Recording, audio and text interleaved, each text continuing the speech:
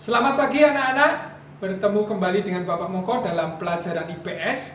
Kali ini IPS kelas 7. Masih ingat anak-anak pada pertemuan minggu lalu kita membahas tentang pengaruh interaksi sosial terhadap pembentukan lembaga sosial. Ada yang masih ingat proses terbentuknya? Ya, betul. Yang pertama, interaksi sosial terbentuk karena adanya kebutuhan manusia.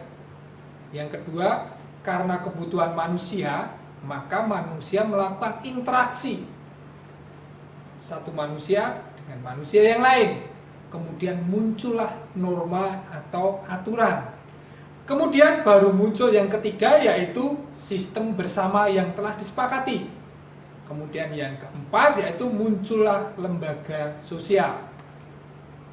Pada pertemuan kali ini, kita akan membahas tentang lembaga sosial. Adapun tujuannya dalam pertemuan kali ini, sebelum kita lanjut, yang pertama yaitu adalah siswa mampu menjelaskan pengertian lembaga sosial. Kemudian yang kedua, siswa dapat mengidentifikasikan jenis lembaga sosial yang ada di lingkungan sekitarnya. Yang ketiga, siswa dapat menjelaskan fungsi lembaga sosial. Yang pertama, lalu apa itu lembaga sosial? Coba diingat-ingat, tadi di depan, di awal Bapak sudah menyampaikan proses terbentuknya lembaga sosial. Masih ingat? Yang pertama, karena adanya kebutuhan manusia. Yang kedua, karena kebutuhan tersebut manusia melakukan interaksi, kemudian muncullah norma atau aturan. Setelah itu baru muncullah sistem bersama. Baru muncul yang keempat, yaitu lembaga sosial. Dari proses terbentuknya, maka dapat kita simpulkan, lembaga sosial adalah himpunan norma dari segala tingkatan yang berkisar pada satu kebutuhan pokok dalam kehidupan masyarakat. Itu yang dimaksud dengan norma. Ayo diingat lagi, apa saja tingkatan norma? Karena di pengertian norma itu ada beberapa tingkatan norma. Ada yang ingat tingkatan norma apa saja? Di pertemuan minggu lalu sudah kita bahas. Ya betul, yang pertama adalah cara atau use. Kemudian yang kedua, kebiasaan atau flow way. Kemudian yang ketiga, tata kelakuan atau mores. Yang keempat, adat istiadat atau custom. Jadi, kesimpulannya, lembaga sosial itu mencakup beberapa hal. Antara lain, yang pertama, seperangkat norma yang saling berkaitan, bergantung, dan mempengaruhi. Diingat, seperangkat norma yang saling berkaitan, bergantung, dan mempengaruhi. Yang kedua, seperangkat norma yang dibentuk, diubah, dan dipertahankan sesuai dengan kebutuhan hidup. Jadi, di seperangkat norma yang dibentuk, diubah, dan dipertahankan sesuai dengan kebutuhan hidup.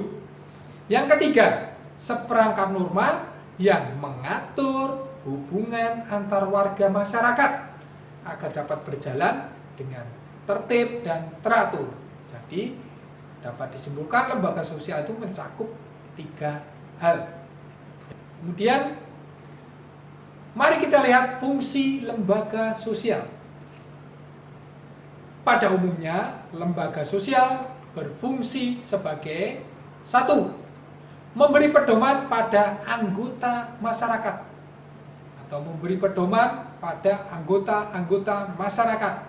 Yang kedua, menjaga keutuhan masyarakat yang bersangkutan. Jadi menjaga keutuhannya. Yang ketiga, memberikan pedoman pada masyarakat untuk mengadakan sistem pengendalian sosial atau kontrol sosial. Jadi perlu diingat, pada umumnya lembaga sosial memiliki fungsi 3. Yang pertama, memberi pedoman pada anggota-anggota masyarakat. Yang kedua, menjaga keutuhan masyarakat yang bersangkutan.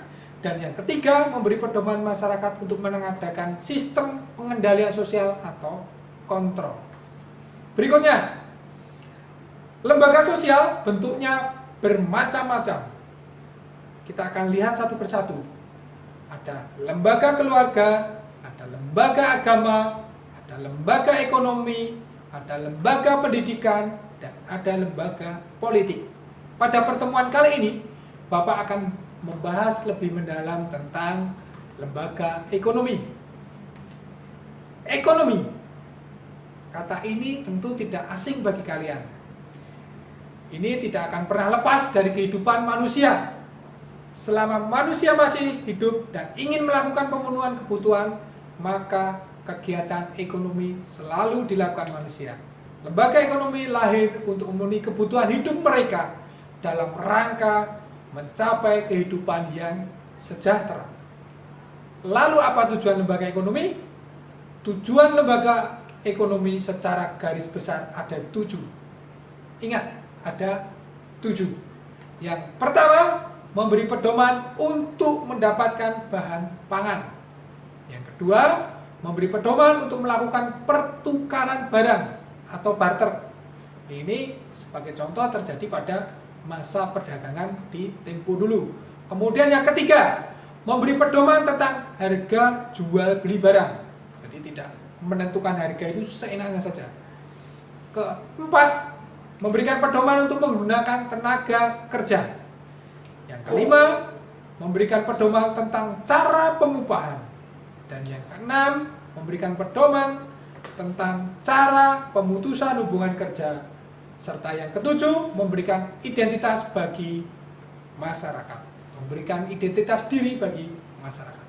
Itu 7 tujuan lembaga ekonomi. Dari berbagai fungsi lembaga ekonomi tersebut, maka di negara kita ada berbagai macam lembaga ekonomi. Antara lain, yang pertama, koperasi. Dan yang kedua, ada BUMN atau badan usaha milik negara. Yang ketiga, ada BUMS, badan usaha milik swasta. Pada kesempatan kali ini, Bapak akan memberikan tugas kepada kalian.